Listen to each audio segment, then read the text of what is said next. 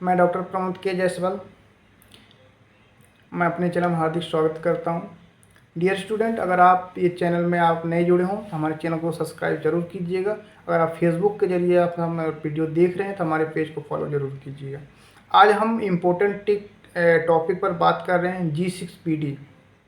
ये G6PD आपके chapter में और एग्जाम में बहुत इंपॉर्टेंट पूछता है, तो आप ये वीडियो ज़रूर ध्यान से देखिए। अगर आप कोई आमजन देख रहे हैं तो ये वीडियो समझिए और ये टेस्ट करना कितना ज़रूरी है। आज हम उसी टॉपिक पर बात कर रहे हैं। तब तक लिए आप हमारे चैनल को सब्सक्राइब कीजिए, फॉलो कीजिए और हमारे वीडियो को देखते रहिए। देखिए, हम बात करें, टॉपिक पर आ रहे हैं G6PD क्यों ज़रूरी होता है। देखिए, G6PD जो एक ब्लड टेस्ट होता है, जो कि ये इसका एंजाइम ग्लूकोज 6 फॉस्फेट डिहाइड्रोजिनेज इसका पूरा नाम होता है। एक बार मैं फिर से रिपीट कर रहा हूँ, स्टूडेंट इस बात को अंडरलाइन करें। ग्लूकोज 6 फॉस्फेट डिहाइड्रोजिनेज G6PD का कमी का पता लगाने के लिए किया जाता है। यह एंजाइम लाल रक्त का मतलब कि रेड ब्लड सेल्स को जो हानि पहुंचाने के लिए महत्वपूर्ण होता है। G6PD की कमी में हीमोलाइटिक एनीमिया होता है। ये बात नोटिस किए जाए, ये हमेशा एग्जाम में पूछा जाता है। G6PD की कमी से हीमोलाइटिक एनीमिया होता है। ठीक है, आगे हम बात कर रहे हैं। इसमें लाल रक्त कोशिकाओं शरीर की क्षमताओं से अधिक तेजी से टूटने का यह विभिन्न लक्षण उत्पन्न होते हैं। देखिए, इसमें आपको दो चीज़ विशेष रूप से ध्यान रखना, स्टूडेंट वर्ग ध्यान दें। G6PD का फुल नाम पूछा जाता है या फिर उसकी कमी से होने वाली बीमारी का नाम। तो मेरे ख्याल से कई स्टूडेंट ने चीज़ नोटिस कर लिए होंगे। G6PD का पूरा नाम होता है ग्लूकोज 6 फॉस्फेट डिहाइड्रोजिनेज, जिसका कमी से हेमोलाइटिक एनीमिया होता है। तो आगे हम बात करें G6PD में एक्चुअली में होता क्या, ये टेस्ट क्या मापता है, तो हम उस टॉपिक में बात कर रहे हैं। यह परीक्षण विशेष रूप से आपके ब्लड में G6PD एंजाइम गतिविधियों पर मात्रा को नापता है, यानी कि हमारे बॉडी में जो भी एक्टिविटीज़ होगा, ठीक है, उसके बारे में पूरा मॉनिटरिंग करेगा, उसी के टेस्ट के लिए। आगे हम बात कर रहे हैं G6PD लाल रक्त कोशिकाओं को ऑक्सीडेटिव क्षति से बचाकर उन्हें ठीक करने में मदद करता है। G6PD जो होती है, G6PD एंजाइम जो होता है, देखो ये एंजाइम है। G6PD जो है हमारे रेड ब्लड सेल्स को ऑक्सीडेटिव से क्षति होने से बचाता है। ठीक, आगे हम बात करें, इसकी कमी से लाल रक्त कोशिकाएं और क्षति में विनाश होने के बहुत अधिक संवेदनशील हो जाते हैं। अब आगे हम बात करें, ये टेस्ट इतना ज़रूरी क्यों होता है। देखिए, सबसे पहले चीज़ ये है कि ये G6PD कमी निदान करने में मदद करता है और साथ में आनुवंशिक स्थिति जो हेमोलाइटिक एनीमिया कारण बन सकती है उसको भी ये ठीक करने में मदद करता है।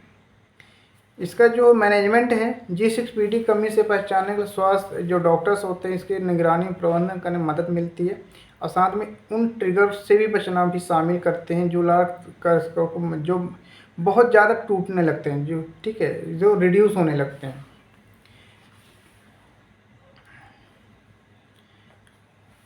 अब बात कर रहे हैं G6PD परीक्षण जो होते हैं किससे आवश्यकता सबसे ज़्यादा है। भाई, हर व्यक्ति, कोई नए व्यक्ति हैं या फिर एक आमजन है जिनको कोई भी नहीं पता है लक्षण।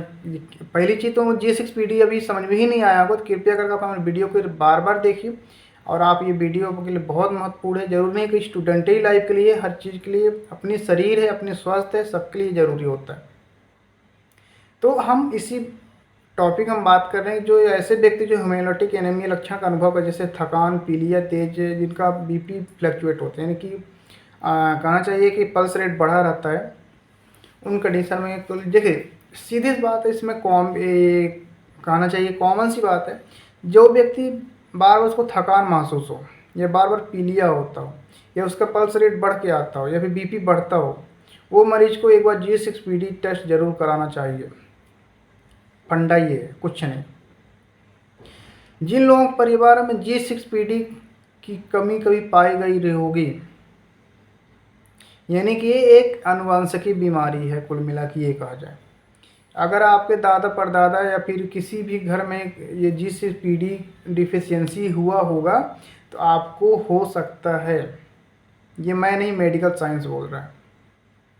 आगे हम बात कर रहे हैं कि कुछ विशेष जाति की मतलब पृष्ठभूमि जो क्षेत्र में बोला जाए, जाति जिनको एनीमिया जिनको मैक्सिमम होता रहता है, तो उनके लिए जैसे कि ये अफ्रीकी या भूमध्य सागरीय एशियाई मूल के, जहाँ मतलब कि G6PD कमी अधिकतर उधर ज़्यादा पाया जाता है, ठीक है, अफ्रीका देश जैसे लोगों में।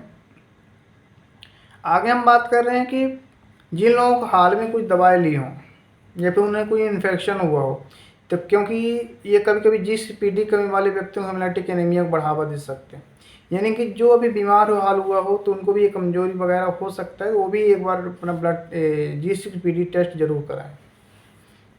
आगे हम बात करें परीक्षण किया कैसे जाता है। ये जो टेस्ट होती है, ये ब्लड को सैंपल लिया जाता है और जो कि इसको लेबोरेटरी में लिया जाता है। अगर आप हमारे पैथोलॉजी जबलपुर के आसपास क्षेत्र से हो तो आप हमारे Sai clinic pathology centre Jabalpur में ये टेस्ट अवेलेबल है। आप अपनी टेस्ट बुक करा सकते हैं, तो अभी कमेंट में दिए हुआ नंबर है, उससे आप कॉल करके डायरेक्ट कॉल बुक करा सकते हैं और आके सैंपल दे सकते हैं। और ये रिपोर्ट 6 से 8 घंटे के बीच में आपको रिपोर्ट मिल जाती है।